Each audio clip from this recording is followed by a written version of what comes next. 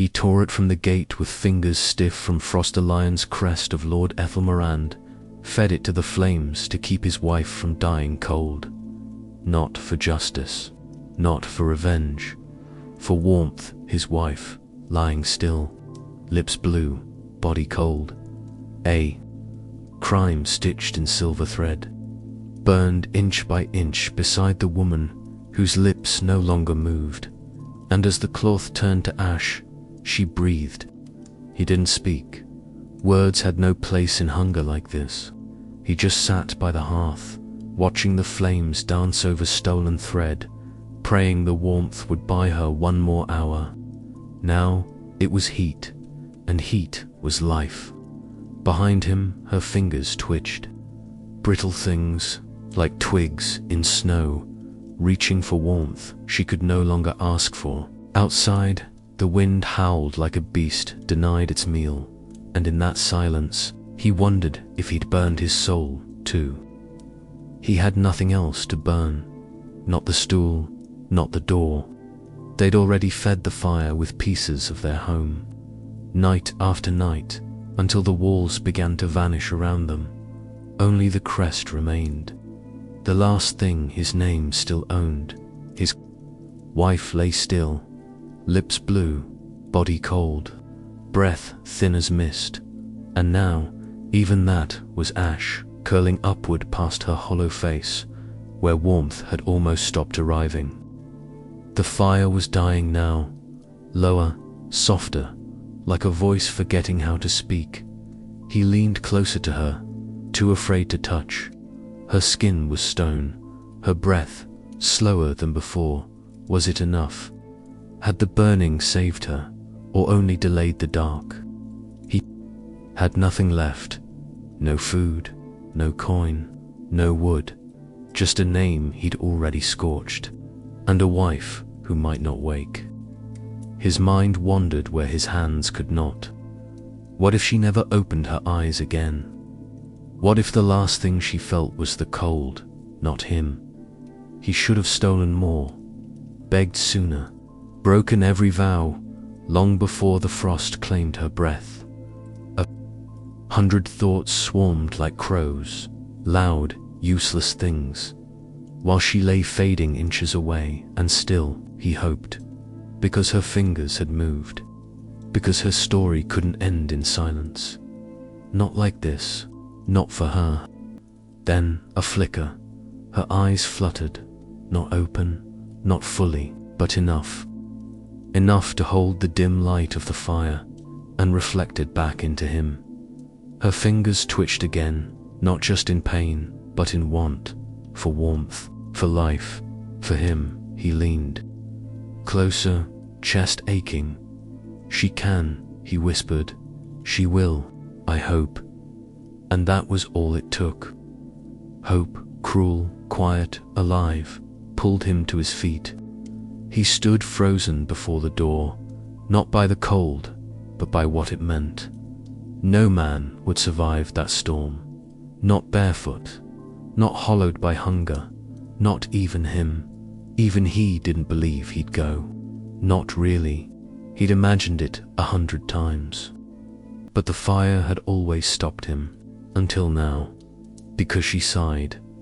A sound so soft, it shattered him, and her eyes barely open, barely alive, looked at him, not pleading, not afraid, just trusting, as if she believed he could destroy a storm, and somehow, in that moment, so did he. The door creaked open, and the storm smiled. It had waited days for this, not just for flesh, but for something tender, something warm enough to make the cold feel powerful again. It howled down the valley like a beast unchained, swallowing trees, clawing rooftops, ripping prayers from the mouths of sleeping children. And now a man stood before it.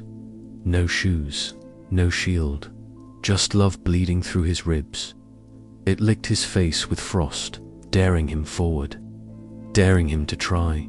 He stepped out, and the snow closed behind him like a grave. The snow swallowed his ankles, then his knees, Each step tore his skin. Ice cracked beneath him like brittle bones, loud in the silence, louder than his own breath. The world had no color now, only white and the black ache of his thoughts he could barely see. The frost clung to his lashes, turned his tears to glass.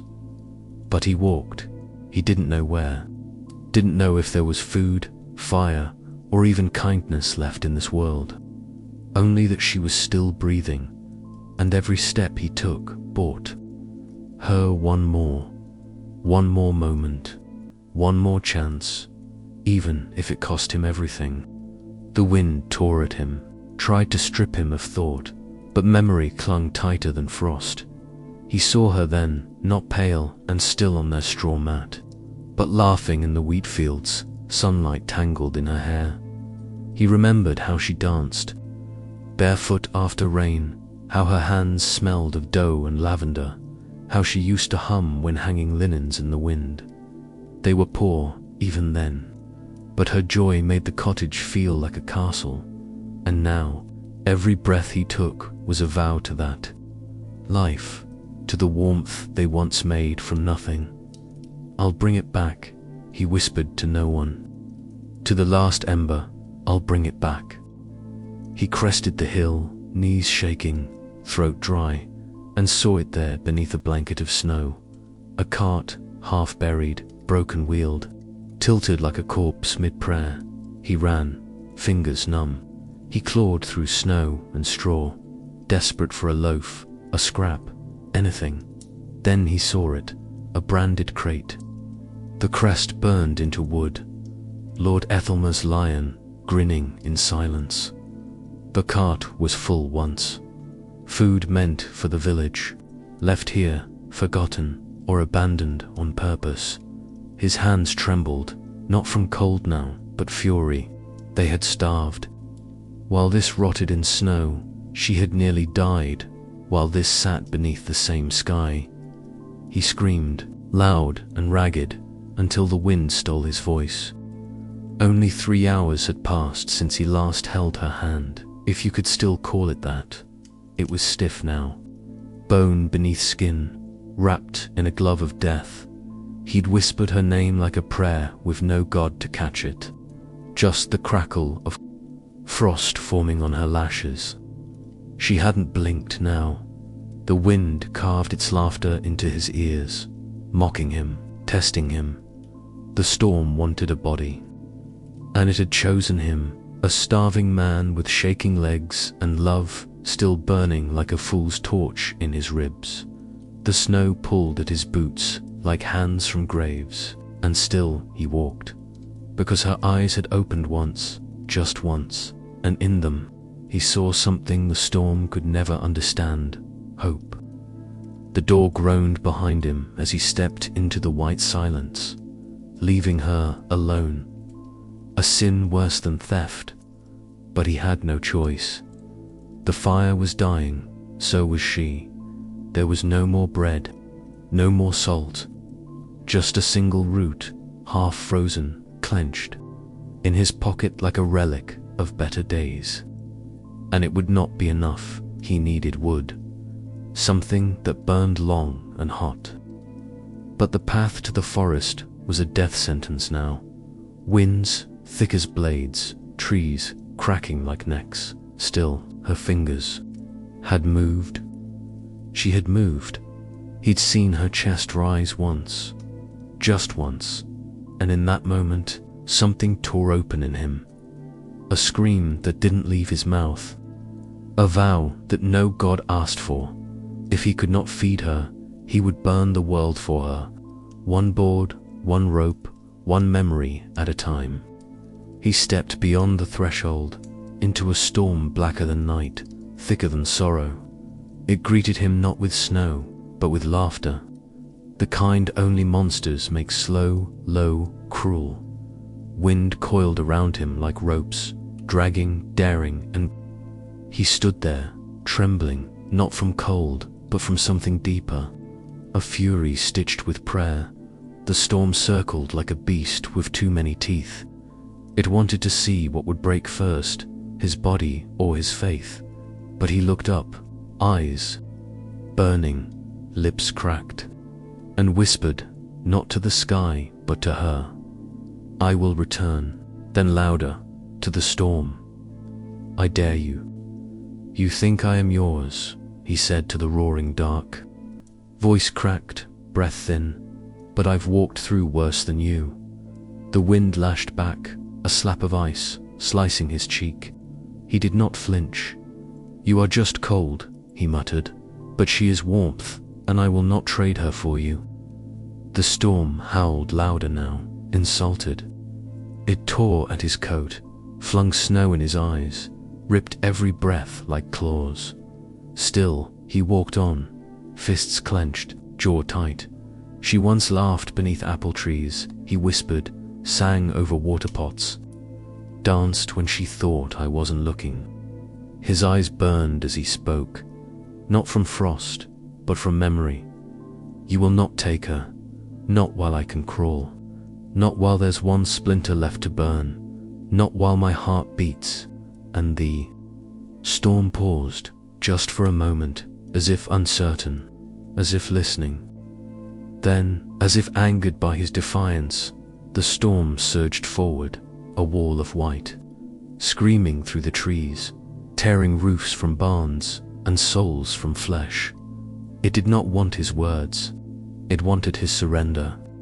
It wanted him broken, on his knees, face pressed into the snow like so many others who had begged for warmth and never rose again. But he did not fall. He bent, yes, against the wind's wrath, against the curse of hunger and the weight of death on his shoulders. But his knees held, because her breath had held. Behind his eyes, the image lived. Her hands, once red with flower and summer, buries her smile quiet, sideways, meant only for him after long days in the field. The way she had once brushed a strand of hair behind his ear, as if he was something delicate, something to be kept.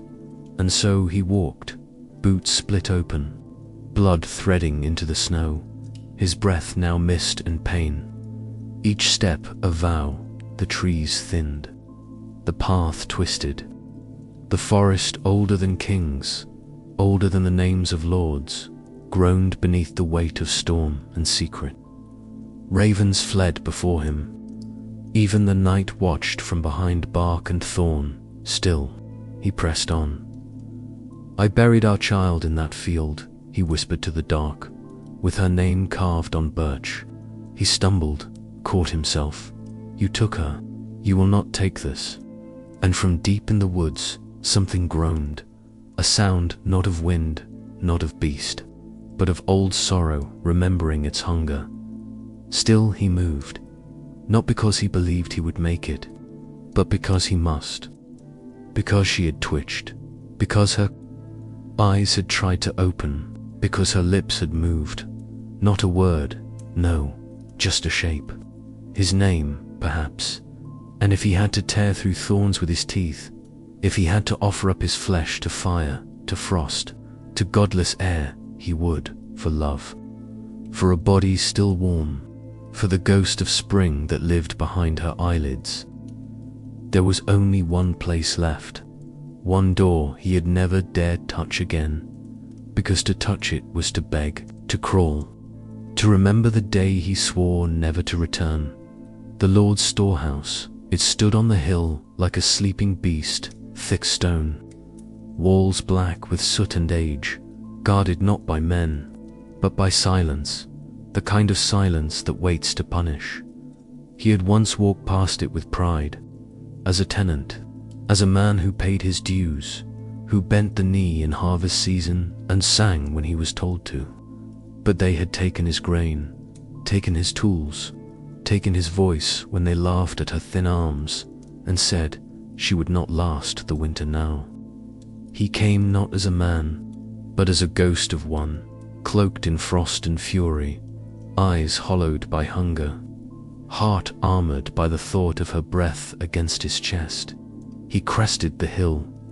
No torches, no guards, just the moan of wind around its towers, and the great wooden door sagging under its own weight.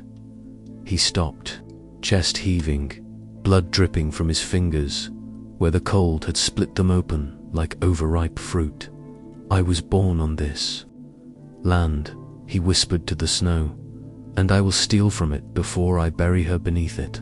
His hand touched the door, and in that moment the storm behind him roared, as if it knew where he was, as if it feared what he would take, as if it would rather claim her itself than let her be saved by stolen warmth. The door creaked inside. The scent of barley, of dried beans, salted pork, cloth sacks stuffed with life.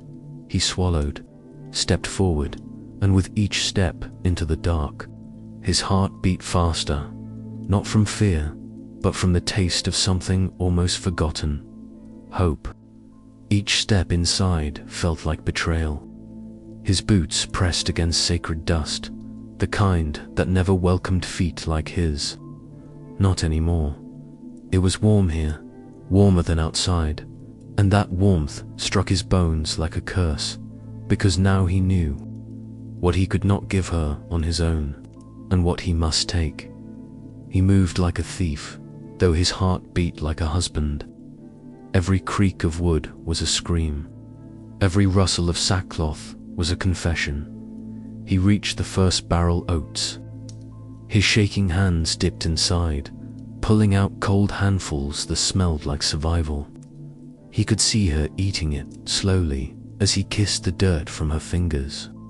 He could see her eyes open again, maybe even smile just once. But then he heard it, a sound faint but real. Footsteps, not wind, not wood, steel on stone. He froze. The torchlight wasn't far. A guard perhaps, or a steward checking stocks. Maybe even the Lord himself. His breath caught in his throat. His ribs ached with panic. He clutched the oats to his chest like a child hiding stolen bread, his mind spinning. They'll cut my hands. They'll brand me. They'll hang me.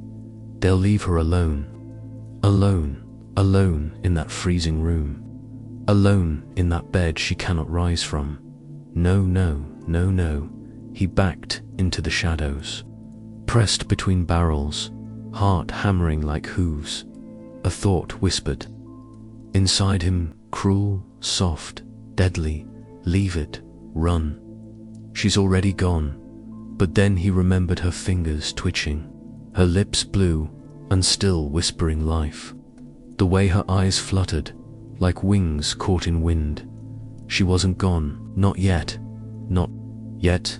He clenched his jaw, shoved the oats into the satchel slung across his back. Another sack of flour, a bundle of cloth. His limbs moved fast now. Punishment could come later, because this was not theft. This was a vow. Let the Lord curse him. Let the town spit on his name. Let the gallows rise in the square. If she breathed again just once, he would hang. Smiling, he turned toward the door, heavier now, not with guilt, but with the weight of hope. And as he slipped out into the cold, the storm greeted him again, laughing. But he didn't flinch, not anymore. He stepped inside, slow, careful, breath caught in his throat. No guards, no voices, only the low creak of rafters groaning under wind. And there, in the dim, dust-laced light, lay sacks, torn open, spilled like wounded bodies, grain golden, rough, holy, almost beneath his starving eyes. His hands trembled as he reached for one, brushing cracked fingers across its coarse weave. As if touching a miracle, he crouched, counted 1, 2, 3, 4, just for sacks. But then his eyes caught something else, half buried beneath scattered chaff and ash. A page, crinkled, stamped with the royal seal, smeared with dirt but unmistakable. He held it to the flickering light from a broken window and read, lips silently moving, 50 sacks stored for winter. By command of His Majesty, under the protection of the House of Ethelmer. His eyes stopped, stared. 50, and yet here only 4. His stomach sank, his jaw clenched. Where were the rest taken, stolen, or hidden for those with crests on their cloaks, while peasants gnawed bark and bone? But there was no time to curse. Her breath was still waiting. He gripped one of the sacks with both arms and staggered it to his shoulder. It was heavy, but not heavier than her last breath would be, not heavier than her warmth. He turned to leave, heart pulsing with wild, broken joy, but just as his foot crossed the threshold, he stopped. That feeling again, sharp, cold, crawling. He looked once more into the shadows. Still nothing. Still silence, but the king's signature still burned in his hand and in his back.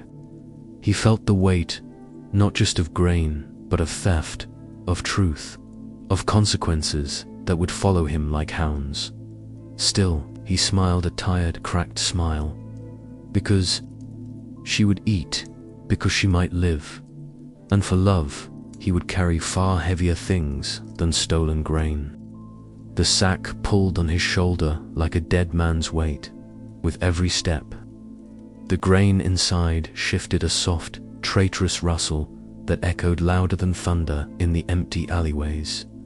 He tightened the rope across his back, eyes flicking left, then right, as he slipped between stone walls slick with frost. The storm still raged above a cloak of noise, masking his boots in snow. But even storms have gaps, and in one breathless pause, he heard them. Voices, boots, metal scraping against metal guards.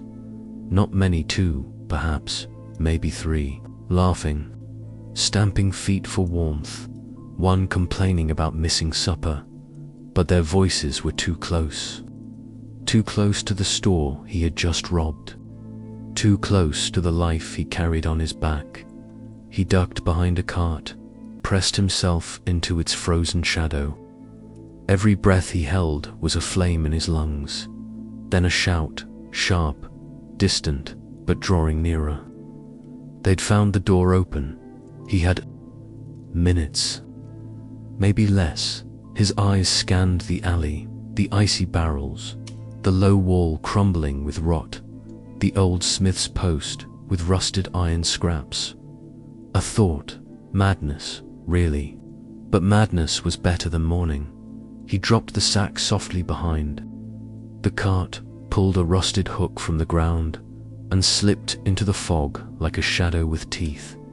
A flash of steel, a cry, not deep, not fatal, just enough. A quick slash across one man's leg as they rounded the corner, then running, fast. Limping, he let them see him, let them chase him, let them believe the grain was the last thing on his mind. Down the alley, across the broken garden gate, over the ice-covered trough. He led them like a ghost leads the living, just far enough to distract, to mislead, to delay. And when they were gone, panting, cursing, looking for a phantom in the trees, he crawled back. Bloody knuckles, frozen breath, heart rattling, like a drum in a grave. The sack was still there, untouched, waiting. He threw it across his shoulders, again, and whispered, not to God, but to her, "Hold on." And then he moved. Faster, slipping through ruined streets with death on his back and love in his spine. Every torch he passed was a threat. Every cough, a danger. But his mind was fixed on one thing only, the fire in her chest. He refused to let go cold. The path home was no longer a road, it was a battlefield. The storm had thickened into something almost alive, its winds screaming like a choir of dead men. Snow beat his face in fists, clawing at his skin, trying to rip the sack from his back. like a jealous hand. The grain, once a gift, now felt like a coffin strapped to his shoulders. His knees buckled once. Then again, the third time, he collapsed. Face down in the drift, his breath vanished in vapor. His lips bled from cold. His fingers would not close, and for a moment, just a breath, he almost let go. The snow kissed his cheeks like a lullaby. The wind hissed in his ears. It's over. Let it be. Sleep now. He couldn't remember if his eyes were open or closed. He just saw her, not dying, but laughing. That day in the orchard, her apron full of apples, hair full of sunlight, dancing barefoot through the yellow grass. He saw her lips shape his name. He remembered her voice. Come back to me, no matter what. A tear burned down his cheek, not from cold, but from the unbearable warmth of that memory, and through the white, his mouth moved. I'm coming for you, he whispered, each word like a nail into death's door. He rolled to his knees. He roared a sound not of man, but of something wounded and holy. He stood. The storm did not ease, but it stepped back just an inch, as if unsure, and so he walked again, bent, limping, broken, but alive, because she was waiting, because love was louder than the wind, because even the storm, in all its fury, could not carry the weight of his promise. He limped along the narrow path like a shadow torn loose from its body. The sack of grain on his back was heavier than anything he'd ever carried, not in weight, but in consequence. Each step was paid for with a breath like glass in his lungs. His boots, soaked through, had stiffened around his ankles like iron cuffs, and the snow had begun to bite into his skin beneath. Blood, or frost, or both, he couldn't feel anymore, but he could remember. He remembered her hands on his face that spring morning after the flood, remembered how they'd danced barefoot in wet earth after rebuilding their garden fence. She'd laughed with her whole body, flinging mud like some girl of 10, not a woman bound by winter's chains. That laugh was the warmth he walked toward. Now the storm, however, had not yielded. It had only paused, watching him, calculating. And now it came again, colder, crueler. As though insulted by his resolve, trees groaned under ice, bending like old men under whips. Branches snapped with echoing cracks that made him flinch, shoulders jerking under the sack. He dared not drop it, not even for a second. If he set it down, it might vanish. If he hesitated, he might stop, and stopping meant dying. And dying meant she would, too. Twice he fell, the second time. His chin struck stone beneath the snow, and the world went white with sound. His breath, now only a flutter, came slower.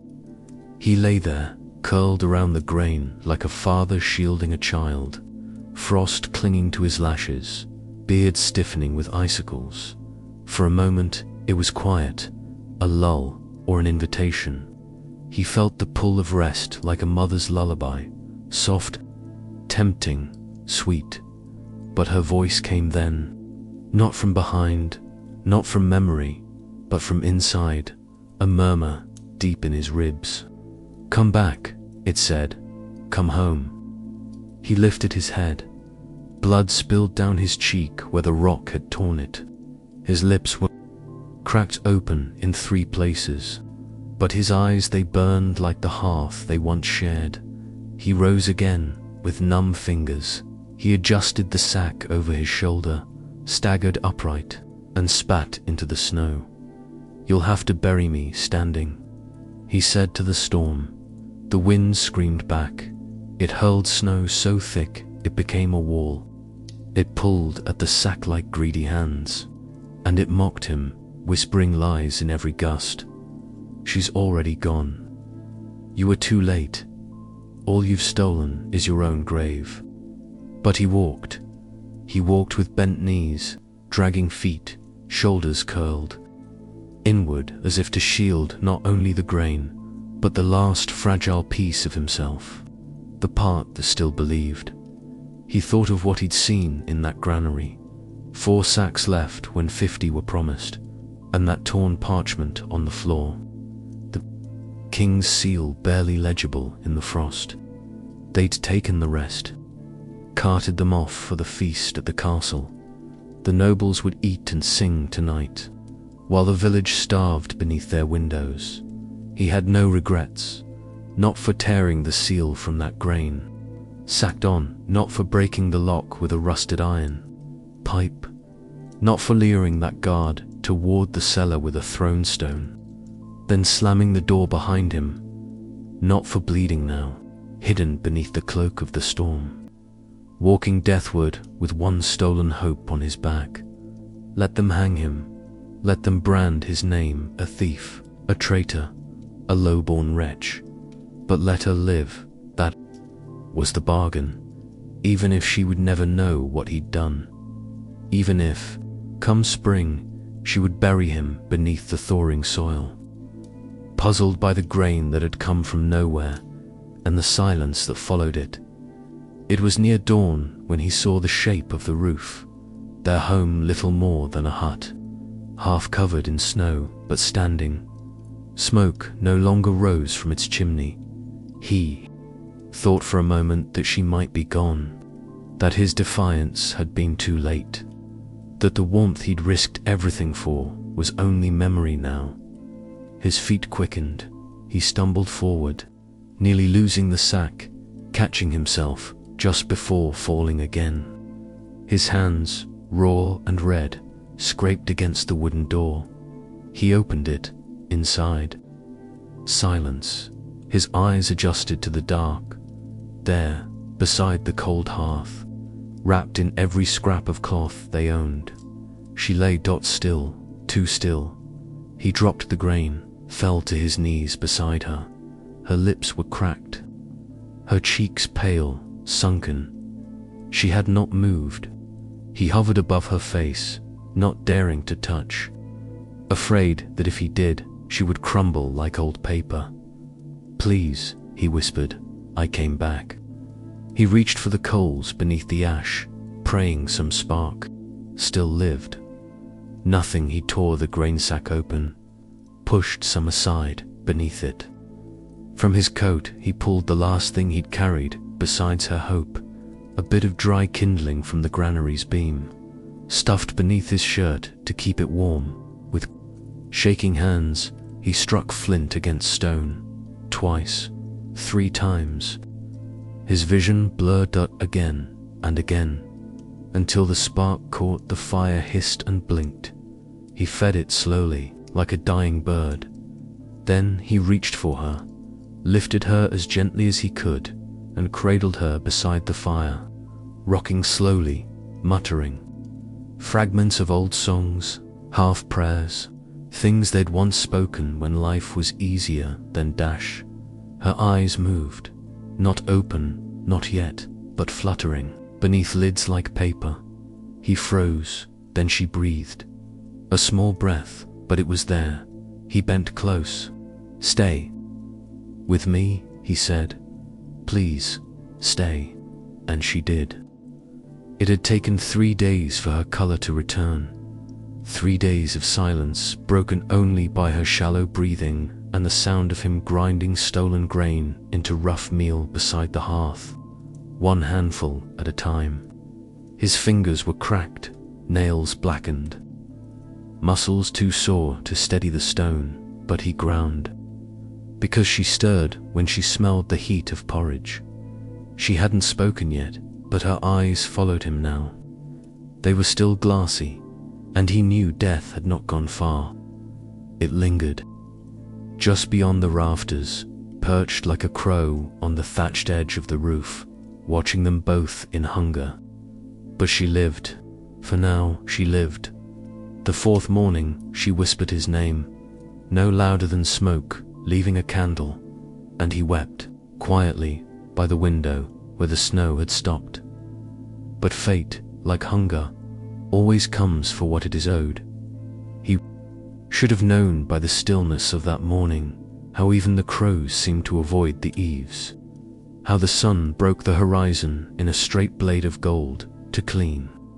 Too sharp, he was spooning porridge into her mouth when the door burst open, like a THUNDERCLAP. 6 guards, their boots black with frost, cloaks bearing the silver lion. One carried a scroll with a broken seal, another held rope. The woman gasped her first real sound, and he turned so fast he spilled the bowl, the contents steaming across the floor. By order of the crown.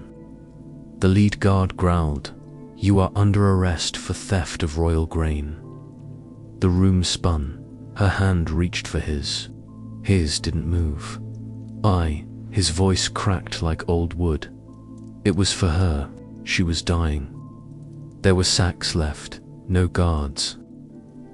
It was left to rot. "Are you the king's quartermaster?"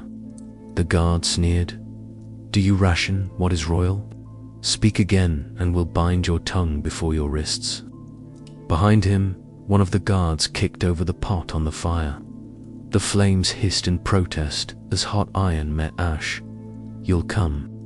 Now, his wife cried out, a strangled sound, torn from lungs, still half frozen. Her arms reached, trembling, but she could barely rise. He turned to her, eyes wild with apology, with something breaking inside him so loud it drowned the noise of the storm still howling faintly outside. "I'll be back," he whispered. "I'll return. Just eat. Stay warm. Wait for me, eh?" Blows struck his shoulder. He fell hard, mouth bloodied on the stone floor. Rope was thrown round his wrists, drawn too tight. He didn't resist, not because he accepted it, but because he didn't know where else he could go now but with them, as they dragged him out. Her face was the last thing he saw, twisted in pain, eyes wet, skin still pale, and behind her, the small fire he had fed with ash and courage. The door slammed, and the snow swallowed the sound of her sob. The ride to the outpost was not short. It was miles across frozen fields and ridges, where wind carried voices and curses alike. The guards did not speak to him, except to mock his shivering or strike him when he coughed. At one point, they passed a churchyard where the graves were covered in frost. He turned his face away, not from death, but from the fear that hers might one day be among them, without him there. At night, they did not give him shelter. They chained him to the wheel of the wagon, gave him no food, just enough water to keep him breathing for the trial. His thoughts wandered like ghosts through. His memories dot her hair in the wind the first day they met. The stream where she sang. The moment she laughed so hard she fell from the fence and into his arms. And how he swore to never let her go. And yet here he was bound, alone, coughing blood beneath the king's banner, for the crime of feeding the only person who had ever truly loved him. The outpost was a stone beast on a hill, grey, narrow, and lifeless. It had once been a monastery. Now it held trials and executions. He was thrown into a cold cell with moss on the walls and bones in the corners.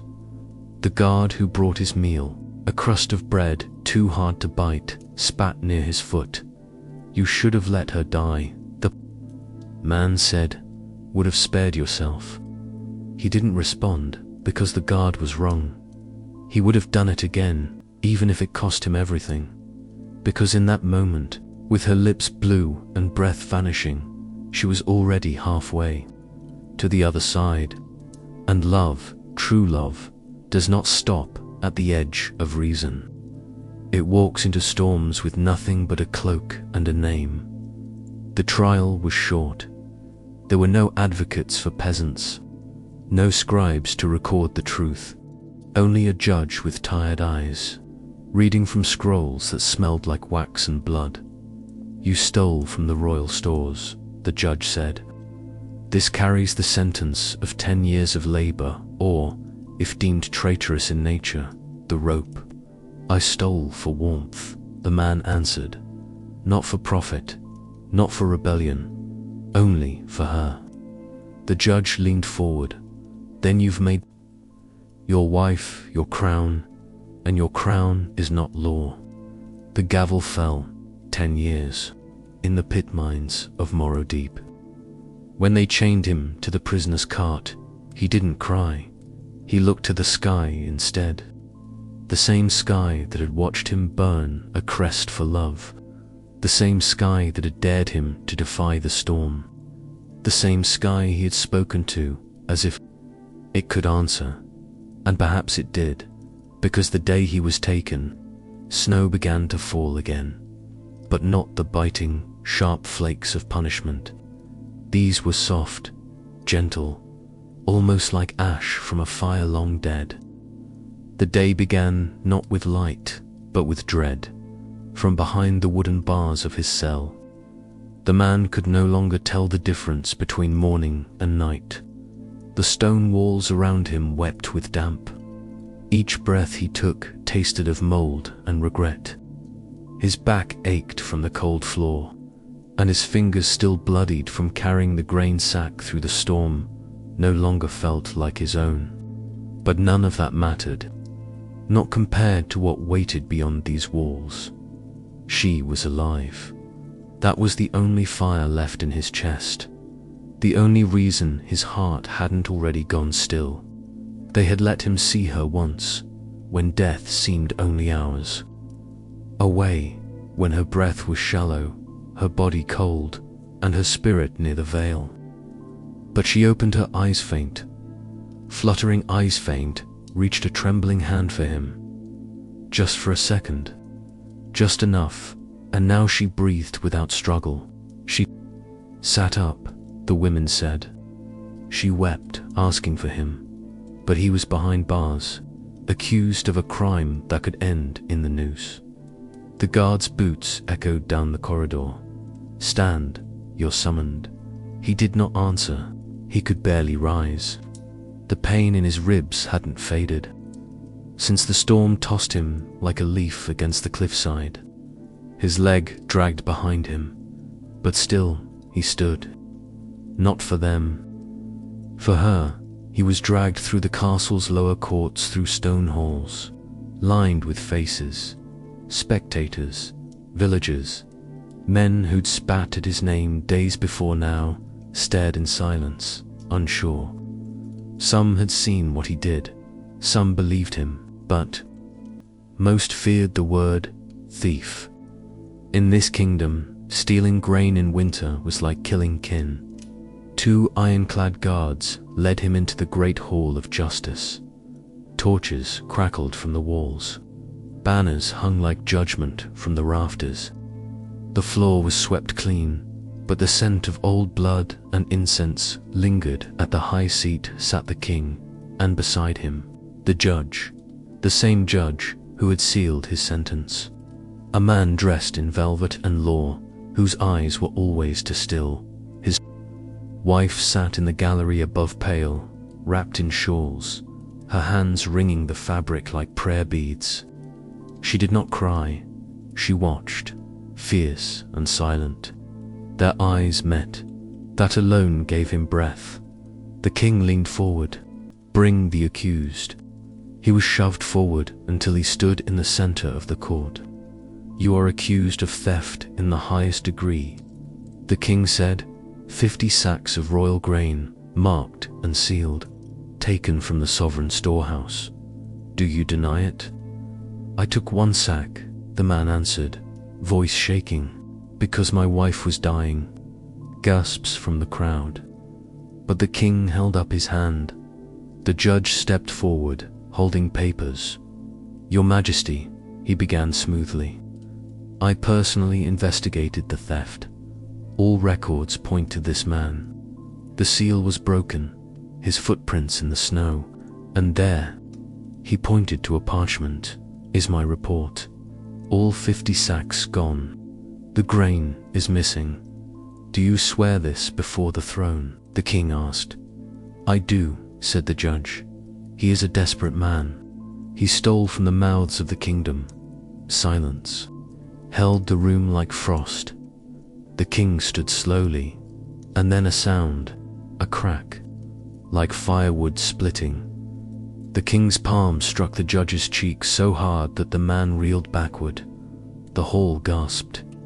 Even the guards flinched. You lie, the king said. His voice was calm. To calm, I walked that storeroom myself. He continued. I wore the cloak of a peasant. I watched from the shadows. It was not 50 sacks. It was 4, and 3 still remain. The judge stammered. I, your grace, I, the king, turned to the crowd. I am the witness. I saw this man enter. I saw him weep before taking that sack. I saw him fall in the snow and crawl homeward. Not for greed, for love. A murmur rose. The air shifted. The king pointed at the judge. You sought to bury a man to hide your own theft. You falsified records. You preyed on winter. For that, you will be buried in turn. Your Majesty, please, you will not be buried in earth, the king said. You will be buried in grain. In the storeroom you desecrated. Let that be your tomb. Let all remember it. The guards seized the judge, and the king turned to the man. You stole with noble hands, he said. You risked death for love. I name you Justicar of this kingdom. You will judge not by law alone, but by heart. The man fell to his knees. The court thundered with voices, some in awe, some weeping, some struck silent. Above his wife rose, tears down her face. She did not speak. She did not need to. The king stepped down, lifted the man to his feet. Let this be known, he said. Love does not steal. Love redeems. The echo of the king's slap had not yet faded from the stone hall when silence wrapped the chamber like a funerary shroud. The judge had staggered back, eyes wide, lips trembling with disbelief. No one dared breathe. The entire courtlords, soldiers, peasants, scribes watched as the proud man who had passed dozens of sentences now trembled like a leaf in winter wind.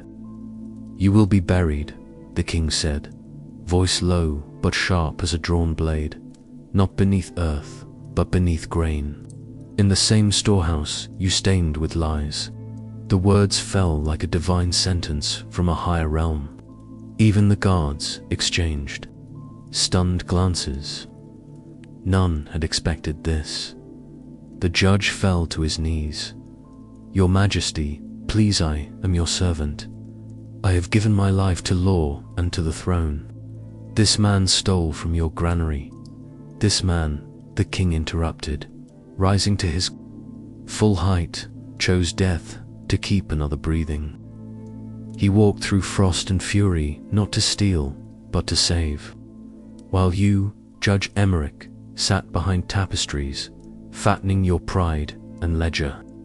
The guards stepped forward, slow as thunderclouds, hands at their hilts. Emmerich began to sob, not for guilt, but for fear.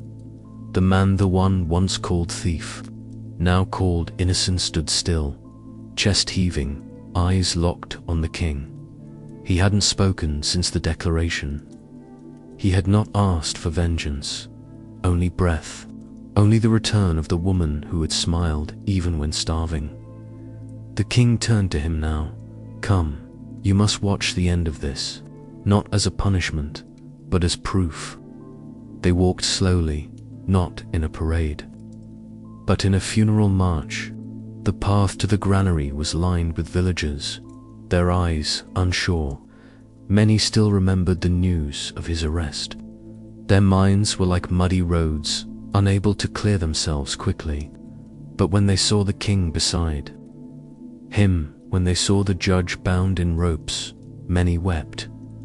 The woman, his wife, was there too, frail, wrapped in wool, leaning on the arm of a nun who had once prepared her death cloth. She walked only because she had begged the king to let her see the end of the lie, to see justice. Her hands trembled, not from illness, but from overwhelming disbelief that her husband still stood, that he was not ashes beneath frost. The granary doors stood open, revealing the ghost of a room that had begun everything. Grain sacks stood stacked like tombstones. The king raised his hand. "Bring him," Judge Emmerich screamed as he was dragged, kicking, pleading. He swore by saints and secrets. But the king was unmoved. The people watched, jaws clenched, fists closed. The guards flung him into the cold earth beneath the wooden beams. He landed with a grunt. Then the king pointed. "Pour," and they did. Sack after sack. The sound was unlike any other grain, pouring like 1,000 whispers, like the sands of judgment. It filled the pit slowly. Emmerich cried until his mouth was full. He vanished inch by inch, not beneath soil, but beneath the food he had tried to hoard and hide. By the time the final sack fell, the hall was silent again. The king turned to the man, his eyes tired. "Let the story of this burial rot in every tongue that dares twist justice." 3 nights later, the man stood in the hall of judgment, not as the accused, but as the new judge. The king had spoken his appointment before the burial. And now the villagers had gathered, unsure whether to fear or celebrate.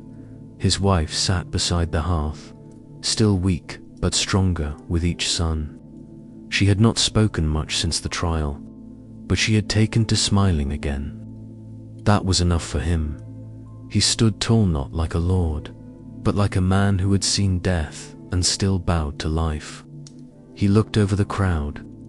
"You all saw what nearly became of me, what nearly became of her, and what became of him. Let that story not be buried like Emmerich, but remembered like fire." Someone in the crowd began to weep. Another raised their hand to their chest. A child, barefoot and shivering, whispered to his mother, "That's the man who beat the storm." He did not smile, but his eyes softened. "I never beat it," he said, more to himself than to them. "I just didn't let it win." In the weeks that followed, he passed no sentence without first remembering his own trial. He judged with patience, not pride. He fed the poor first, knowing what hunger did to dignity. He never sat at table until the sick had blankets. The villagers came to love him in time. Children brought flowers to his doorstep. Old women left bread, and his wife, though still pale, began planting herbs by the window. She hummed again, sometimes when she thought no one listened at night. When he held her, he would whisper not about what had passed, but about what could come. "We will live," he told her, over and over. Not because fate allowed it, but because love refused to die. Still, some nights he dreamed of the storm, of being buried in grain, of cold breath and cracked wood. He would wake in sweat, heart racing, eyes wide, and she would hold him. "You brought me back," she would say, her voice like snow melting in spring. "Now let me hold you here." The man who had once stolen to save, who had once knelt in frost begging for one more breath, now knelt only in prayer. He never forgot, and neither did the kingdom. They called him Judge of the Storm, and they remembered her as the woman whose fading eyes defeated death. Together they had rewritten what fate tried to erase. Together they endured. The judge was gone, swallowed by the same storehouse he once ruled with lies. buried beneath a mountain of grain that could have fed a village, a kingdom, a love. The weight of it, both literal and divine, was a sentence older than parchment, older than thrones. Justice, when it came, was heavy and golden. But the silence afterward, it was stranger than the verdict. The hall had emptied. The people whispered as they leapt, some weeping, others stunned into disbelief. Only the man, the woman, and the king remained. The smell of parchment and old wood still hung in the air. A single torch cracked along the stone wall, echoing like a heartbeat in an empty chest. The king approached them, robes dragging like pennants behind him. He looked tired, not from age, but from truth. "You saved her," the king said softly, voice no longer regal but human. "You did what the law could." "Not." The man stood silent, arms wrapped around his wife, who now leaned gently against him. Her cheeks held a flush for the first time in weeks. The storm in her lungs had passed, but her eyes still bore shadows. "I didn't save her," he replied. "She saved me. When the world turned its back, when my name became ash, she breathed, and I followed." The king bowed his head, not ceremonially, but with the humility of a ruler who had nearly failed. "The people need to see what truth looks like," the king said. "You will wear the robe he wore.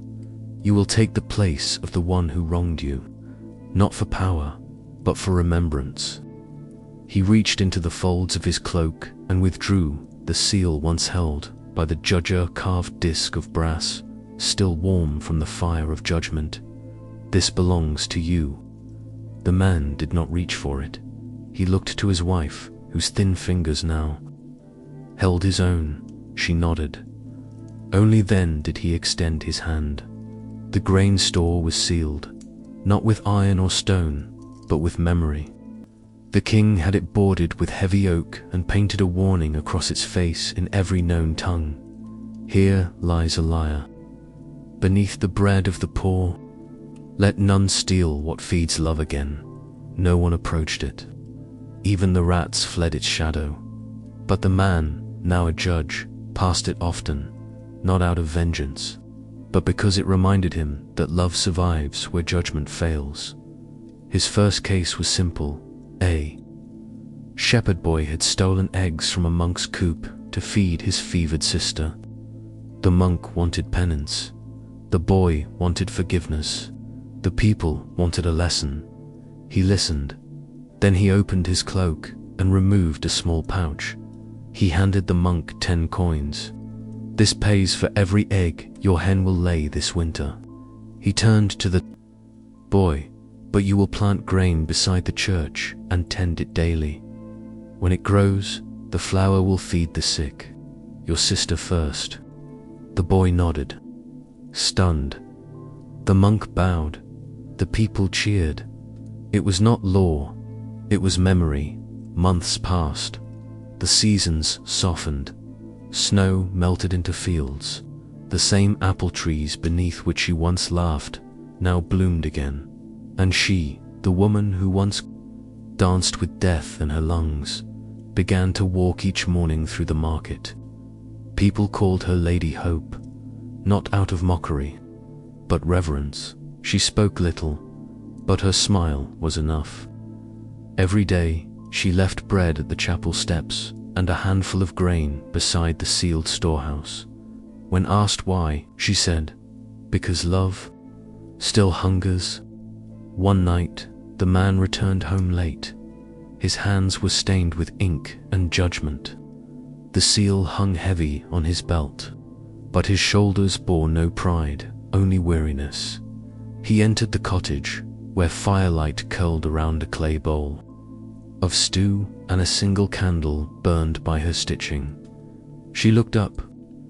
"You look as though you faced a lion." He smiled faintly. "Worse. A merchant accused his own daughter of theft, all for a missing scarf, and," he sank to the bench, pulling off his boots, "she gave it to a boy who has no family. said he reminded her of her brother. His voice cracked. I remembered us then, what we had, what we lost. She placed her hand over his. You judged well. He nodded, then rest. The world is quieter when the heart has spoken. Years turned like pages.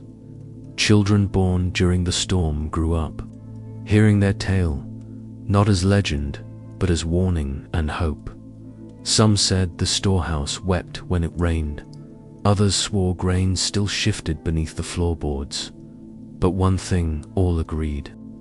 On, when the harvest failed, 3 winters later, and famine came again, the man opened his own cellar and gave away every sack. I have eaten enough, he said. Let those who once feared me now feed their young. He and his wife fasted for a week, and yet they smiled.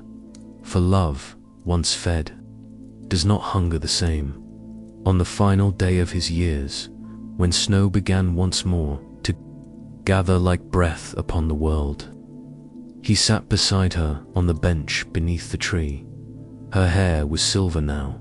His hands, rougher than before, still found hers as easily as breath. Do you remember the storm? He asked. She laughed. Which one? The one that tried to steal you. Her eyes closed, lashes fluttering. I only remember your steps in the snow. That night, the village gathered at the chapel. A new plaque had been carved. Above the door, it read, To the one who stole grain for love and gave justice without wrath. No name, no date, just truth. The candle inside never went out, and in the storehouse, beneath all the grain that still fed the poor, the name of the traitor was ground to dust by the feet of those who knew better.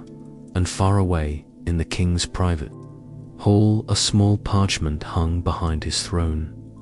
The only words were, Let love be heavier than law.